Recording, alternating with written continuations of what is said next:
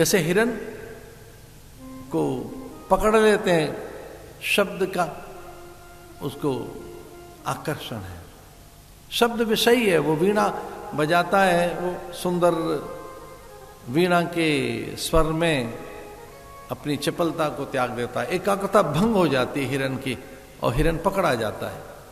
मछली जिह्वा के कारण मारी जाती है, आटे की गोली थोड़ा सा वो डाल देता है मछुआरा और मछली दौड़ी चली जाती है, जाल में फंस जाती है।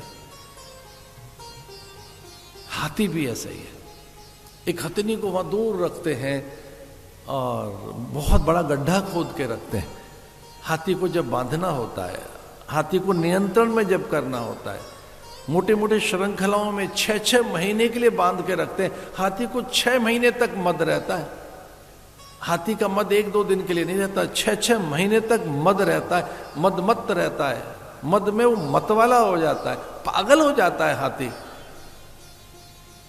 और उसे पकड़ने के लिए बस हथनी सामने रख देते हैं या हथनी के आगे हाथी रख देते हैं। उन दोनों को ही वो बांधने के लिए गड्ढा खोद देंगे।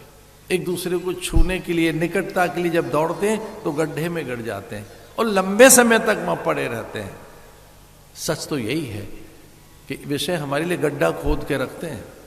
जो विषय हैं, जो हल्के हल्के विकार हैं, जहां हमारी साधना खो गई, जीवन चला गया, वहां गड्ढे हैं। वो सच तो के गड्ढों में गिरे हुए हम, जिन जिन चीजों की ओर हम आकर्षित हो रहे हैं वो गड्ढे हैं, जो पतन के लिए हैं।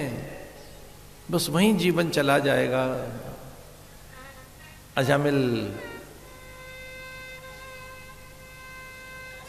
के भीतर चेतना तो थी ही, इसलिए भगवान कल्याण करने के लिए भेज दिया संतों को। लक्ष्मी जी प्रसन्न थी। एक दिन ये विचार करते हो कि भगवान को सुध तो आई अजामिल की,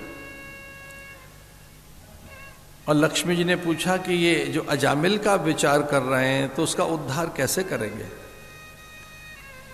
क्योंकि मैं देख रही हूं कि आप अजामिल पर आपकी दृष्टि गई है, तो अजामिल पर आपका ध्यान गया है, तो कैसे उसका उद्धार होगा। और भगवान ने कहा जीवन में प्रत्येक मनुष्य के उद्धार के लिए, मानवीय जीवन के उद्धार के लिए मेरे पास एक ही युक्ति है, दूसरा कोई साधन नहीं। भगवान कहते हैं जब मुझे मनुष्यों का उद्धार करना होता है तब एक ही साधन है मेरे पास। क्या साधन है? बोले उसके जीवन में मैं संत भेज देता हूं, उद्धार हो जाएगा। तो जब जीवात्मा के जीवन में महात्मा आता है तो परमात्मा की प्राप्ति होती है। साधु अचानक आ गए द्वार पर। सच मानिए अचानक कुछ भी नहीं होता जीवन में, कुछ भी अकारण होता नहीं है जीवन में, कोई कारण होता है। और ये दृढ़ विश्वास रखिए अपने जीवन में कि आपके जीवन में अगर साधु आया है, अच्छे लोग आए, अच्छे सत्पुरुष आए हैं, तो ये देवदूत हैं, ये भगवान के दूत हैं, ये भेजे गए हैं आपके जीवन में। संत आया है तो भेजा गया है आपके जीवन में। महापुरुष आए हैं तो इसका अर्थ है उसने भेजा है। वहां पहुंच गए, भिक्षा का आग्रह करने लगे। अजामिल घर में था नहीं, वो नर्तकी थी घर में, पहली बार साधु देखे उसने, वो जानती नहीं थी कैसे संत सेवा करें। कुछ लोग तो जीवन भर ये सीख ही नहीं पाते कि अतिथि का आदर कैसे करें, स्वजनों का, बंधु बांधवों का, अपनों के लिए कैसे बिछ जाएं, अपनी सब सुख सुविधाओं को त्याग कर कैसे अतिथि का आदर करें। ये बड़ा साधन है। अतिथि देवो भव।